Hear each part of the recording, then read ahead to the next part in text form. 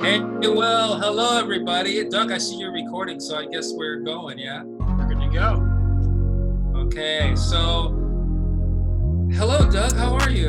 I'm doing good, Pete. How are you, sir? I'm doing good. We have this strange looking fella on the screen with us, my good friend, Michael Gonzales.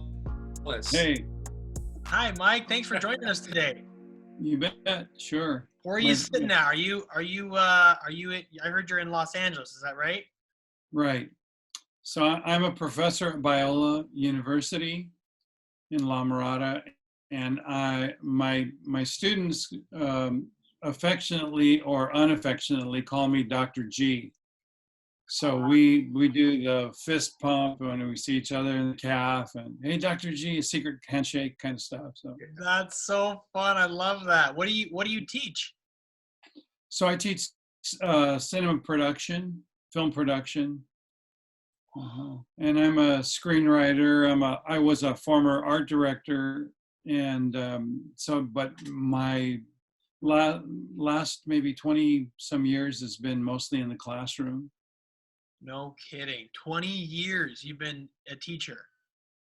Well, 29 years actually You've been at a professor. Biola.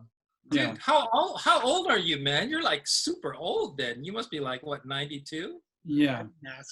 Right. Yeah. Hey, no, you know what? Let's go back a little further than that. So Mhm. he's known affectionately as Dr. G, but for those of us who hung out with him back in the old days, we used to just call him Gigantor. Oh boy. Well, that really goes We're going back now. But Okay. you know what? My experience with Mike was before, well, Mike was doing film stuff even during this time, but before all that, Mike, I remember sitting in my living room with an airbrush that I hadn't used for probably, I don't know, 10 years. Well, gosh, that really dates me, maybe 5 years before that. And we were actually, both Mike and I were airbrushing a piece of artwork for an album that he was putting out. Do you remember that, Mike? I do. It's Wow. crazy, and it's an incredible album, and it still has traction in Japan, of one place. I don't know if it's anywhere else, Mike. And Is in that France. still? And And, France. Yeah, oh, I get it. they Yeah, have, exactly. they have no place to go, so they might as well listen to my music. You know, when the album was released in Japan, I don't know if you knew this, Pete, but in the liner notes, it was all written in Japanese. They put a little booklet in there, and when I asked somebody who spoke and could read Japanese, and I said, "Could you tell me what this says about me?" And he starts reading it, and he starts laughing. Oh gosh. And I'm thinking like, oh, did Pete write this or what, you know? But it says, one of the things, opening lines in there, it says, if you go into a dark alley and you see Michael Gonzales, you will be very scared. But don't worry, he's a giant teddy bear.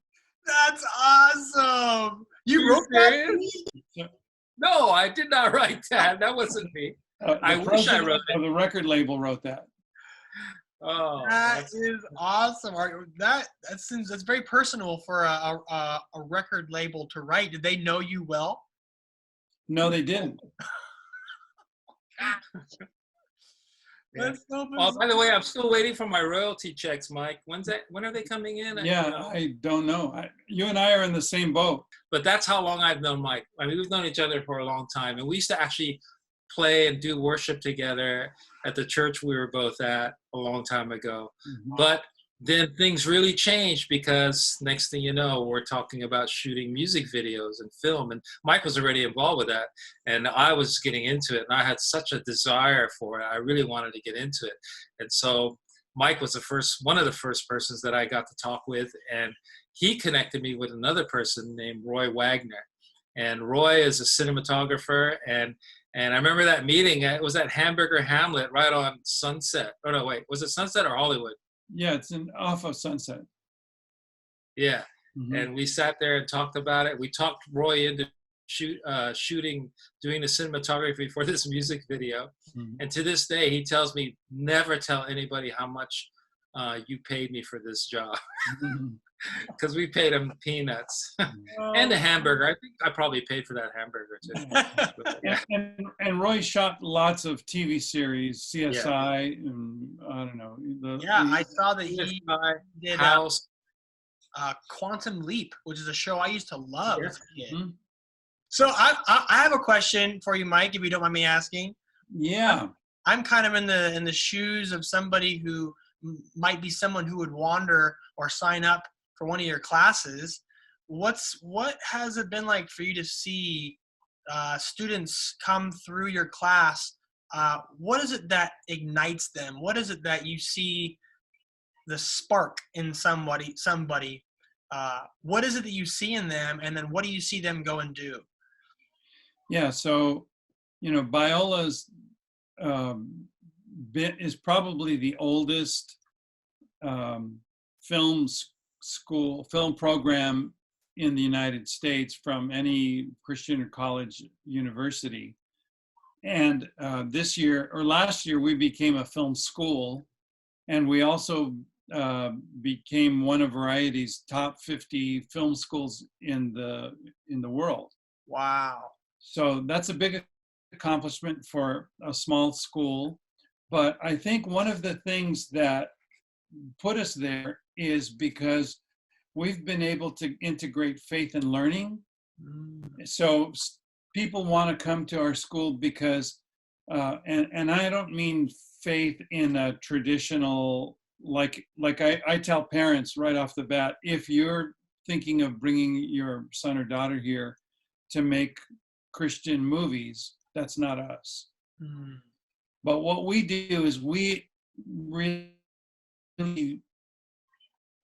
delve deep into the true meaning behind secular films. And so somebody could be watching a film like A Beautiful Mind or Dead Poets Society. I actually team teach a course called Theology, Faith and Film.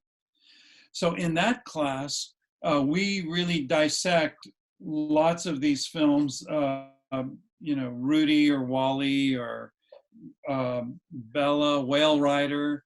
Those are a couple of my favorite films, and look at what is the intent of the filmmaker. And oftentimes we through a discovery process of what is inspiration, what is creativity, we realize that there is a God story in every film, but not every filmmaker is aware of it, let's say. It's something innate inside of them. And I've interviewed a few filmmakers at Windwriter Forum at the Sundance Film Festival, and we've talked about their films, which they never started out with any kind of spiritual motive, but that through questioning of what is your intent, or what did you really mean by showing this person being so evil. And Scott Derrickson was one of my graduate students at USC Film School. He directed Doctor Strange and The Exorcism of Emily Rose. And I asked Scott, why are your films so dark? And Scott says, because I want people to know there's a devil. Wow. And the way that he approaches things, he always has that in the back of his mind, but he knows it. Most filmmakers, or many filmmakers, just don't start out with a mission, They don't have a mission statement.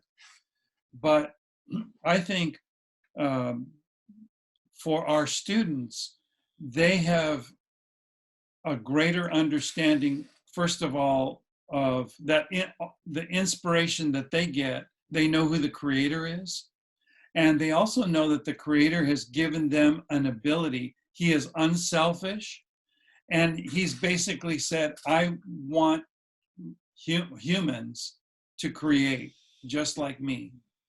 That's awesome. So he's given them an ability to create things. And we see that our students treat it more with respect and with a sense of holiness. Mm. That even if they're doing a film that has darker tones, or they're doing whatever it is, that there still is an accountability to God in the story that they're going to tell. Right. That's awesome. And we see that God uses the arts. He's really passionate about using the arts. And even in Exodus, 35, he talks about using skilled workers and designers. And that we fall into that category as creators, to be able to do that kind of work, and to be even his hands extended to the world. Yeah. So the films that our students make, I always encourage them, make a film. It could be a short film, a short form film, or a longer form film. But when you make a film, always think about your audience first. Don't write the secret idea that you have and like it's an inside joke, and you're coming up with something and you're going, oh yeah, it's so funny, man. They're good. And nobody gets it because it's inside. It's only your inner joke. Yes. But if you write something or make a film and you're thinking about your audience, now you've got a different perspective. Now you have somebody that you're going to try to influence. When I go to a theater, once this whole thing is over with, looking forward to going back to a theater, I basically say, okay, filmmaker, I'm going to give you 2 hours. Give me your best shot. Wow. How cool. So I become an audience participant, and I want somebody to really speak to me as a person. And that's why these films are so powerful. War Horse is a powerful film about humanity, and Life is Beautiful about the father trying to just hide things from his son. Love that movie. Dead Poets Society, Bella. I mean, the list goes on and on. There are films that inspire us, and I hate to say it, that make grown men cry. And I love it when a film can take me to that emotional place. Yeah, absolutely. There's no overt scripture, maybe, or gospel message. Like when I watch Cinema Paradiso, which is my favorite film of all time, at the very end, when I see the ending of that film, I'm just flooded with tears, because it brings remembrances to me of the industry that I wanted to get into and all the hard steps that it took to get there. So stories are powerful. And I think we forget oftentimes that we have a commission to be good storytellers or great storytellers, but to not just sit on our high horse and think like, okay, I'm going to blow people away. I'm going to do the ending first. I remember a week after Pulp Fiction came out, my students at USC came in, and they were doing the films exactly like Tarantino. They were putting the ending in first, and they were mixing all kinds of stuff around. And I go, wait a minute, I've seen this before. I just saw it last week. And they thought they were being creative and innovative. And I said, they're just copying somebody else. Mm-hmm. So I think if you have a great story, one that you might be familiar with, and put it down, just like the 40 men who transcribed the Word of God, and that became, instead of being an oral tradition, became a written word. And now think of the opportunities that filmmakers have, because cinema is the new literature. Wow. An influencer of culture. It not only reflects culture, but it's the influencer of culture. To be able to tell a story and be able to engage people in society, to think differently, to react differently, to maybe look more inwardly in themselves, you know. So that's what I tell my students is dig deep, you know. So I got this when I was in graduate school. One of my professors asked me to stay after class, and he said, Mike, you're a good writer. You write everything structurally correct. I like your work, but you're doing everything formulaically, and you're not writing from that. And he went like this. He said, you're not writing from that maniacal forest deep inside of you. And he said, write from the thing way deep inside of you. I love your breakdown of looking at different films that are not necessarily Christian films, but they have Christian themes. One of my favorite ones, and I've talked about this before. Oh, no, don't. Are you going to say this again, Doug? What's one of your favorite movies? Come on. Is the movie Fury. Have you seen the movie Fury? Yes. I love, hands down, it's one of my most favorite movies ever. Doug says this every podcast. Every podcast he says, like the movie Fury. Maybe 2 times. Hey, so Doug, let me tell you something about Fury. So Shia LaBeouf was really not going through a good time during the making of that film. Huh. And Brad Pitt went up to him and said, you know what you need, Shia? You need Jesus. And the reason he said that is because Brad Pitt grew up in a Christian home in the Midwest. And also, Shia couldn't get away from that kind of message because he played a chaplain in the film. So a real army chaplain was glued to him and started telling Shia what he does and basically witnessing to him in terms of, you know, this is what I go through. And I think had an influence of helping him kind of get, find some direction maybe. Right. So, and those are kind of like God moment things that happen that you say, like, how did that happen? Here comes, I'm being full court pressed by 2 people who are telling me about God. Wow. So that maybe you can add that as part of your ammunition or arsenal to Fury. So yes, I most certainly will. And it looks like I'm joined by a guest. That's my daughter. She just came out of the woodworks. All right. Go ahead, Pete. That's remarkable. Though. I'm all ears. All right, so we got the Fury thing over with. Thank you, Doug, once again for the 100th time. And we do not recommend that movie. We're not allowed to. It's not. Yes. Not allowed to. Right. The producer says do not tell people to go watch movies. Okay, so here's getting back to the whole thing about being creative. Mike, let's talk about inspiration a bit. Obviously, you need to be inspired to be able to write, or to be able to film, or to be able to create sound and audio, to do your part in whatever creative aspect you're doing, whether it's fine art, whether it's media, film, whether it's making a podcast like this. Where does inspiration come from? How do we get it? How does it come about? Do you have the secret, Mike? I don't. I wish I did, because I'd be a super rich guy by now.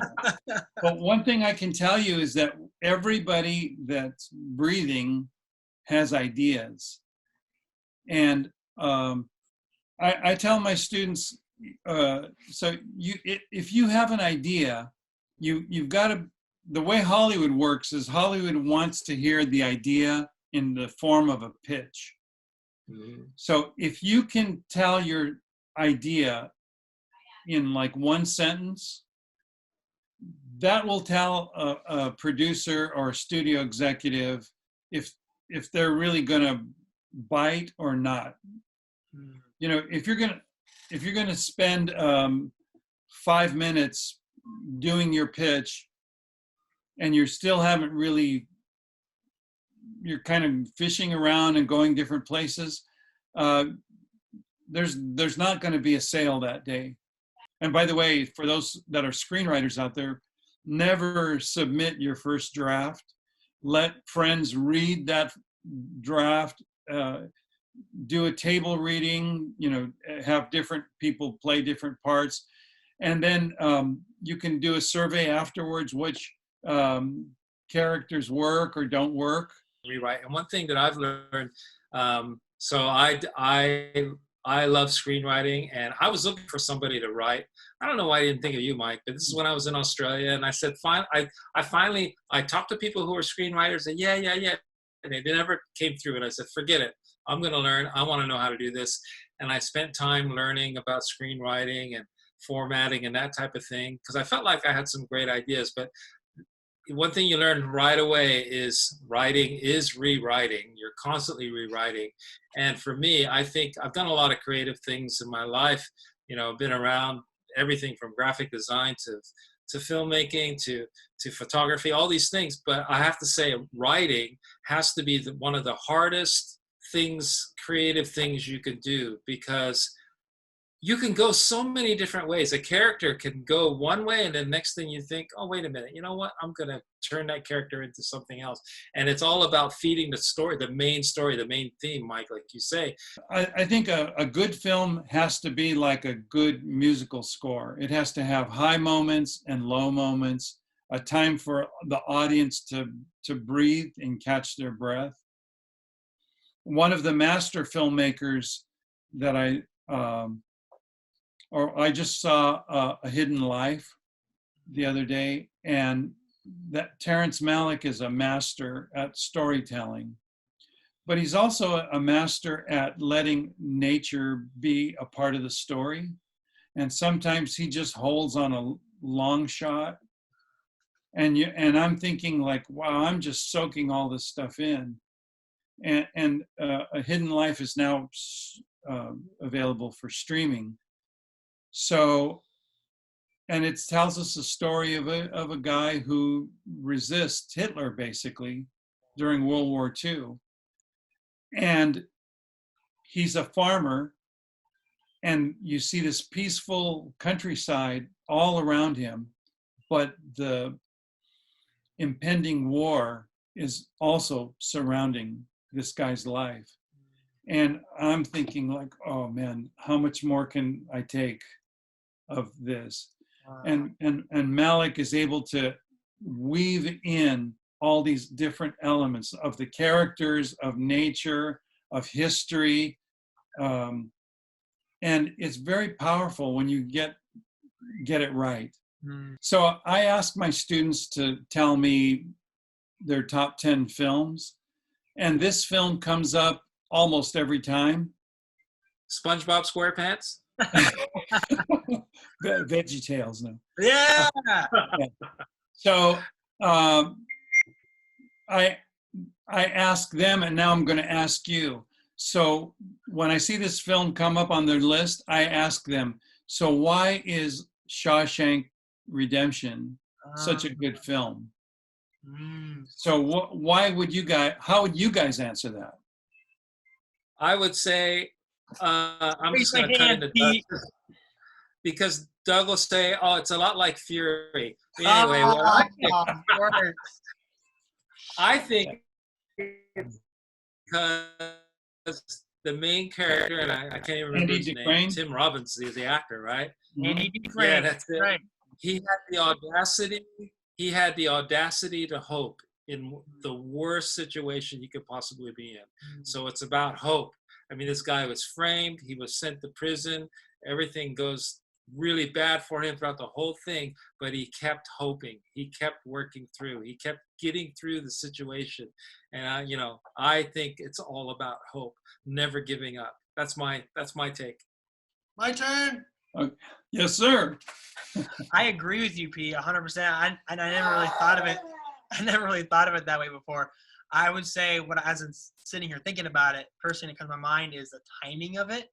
I feel like it has a lot of breathing room, but it has a lot of impact in that breathing room. Like the way that Morgan Freeman narrates it is very smooth and slow and fluid, but it's very impactful. It doesn't go slow and nowhere. it goes slow in somewhere important. So you tell us the real answer. Yeah. Who wins, Mike? Who wins? Yeah. Do I get an A? You both win. Yay. Yeah. But And I'm better, right? The Oh, no. I mean, sorry, Doug's better. I'm being humble. Yeah. So these meta themes of hope and forgiveness and justice all are God themes. Mm-hmm. And there's it's, I don't think the Frank Darabont had any idea like, oh, I got to put a scripture verse in here, I got to do this or whatever to give a thumbs up to God in a scene or something like that. He just played out a story that was believable and compassionate, and it's relatable to the human spirit. I think when a movie you can relate to a character in the movie, you put yourself there, and you may have experience in your life, maybe not as radical or as as painful as the person in the movie, but when you can connect to somebody in a movie, that's what really it then you then go along for the ride. Right. And you're like, okay, you're invested in this guy and you just want to keep going. So let me give you an example of how powerful cinema can be in our lives.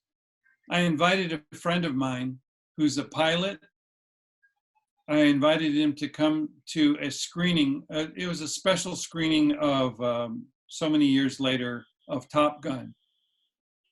So at the screenwriter was there, and he spoke to the audience afterwards. And my friend, the pilot, said, Mike, hang on a second. I want to go and say something to the screenwriter. And he said, sir, it's because of you and the writing of Top Gun that I became a pilot, a Marine pilot, and I became a Blue Angel. Oh, wow. Wow. That's unreal. Yeah. And it was like a moment where I wished I had a video camera to see the screenwriter's reaction to that, and my friend, his name is Len Anderson, and his call sign is Lonnie from WKRP Cincinnati, the blonde gal. So and he was telling me, man, for me to watch that film and say, that's what I'm going to do the rest of my life. Yeah. And he accomplished that goal. That's awesome. So Doug, I'm hoping tomorrow you join up for the tank brigade and become a tank driver. I had considered Army chaplain after that movie. You can ask my wife. I talked to her about it a few times. She's not very supportive of that idea, but I was definitely excited about it. Pete, just real quick, I am loving this conversation. How are we doing on time, Pete? Should we cut? I don't know. I thought you were recording it. Oh, the time of it. Well, maybe we should pause here. Mike, are you okay with going for a round 2 with us? Sure. Okay. The only bummer is SpongeBob's coming on, and I was gonna. Okay, I won't watch it. I'll record it. All right, so stay tuned for more with Mike Gonzales. Thank you for joining us, sir. We'll see you guys next time.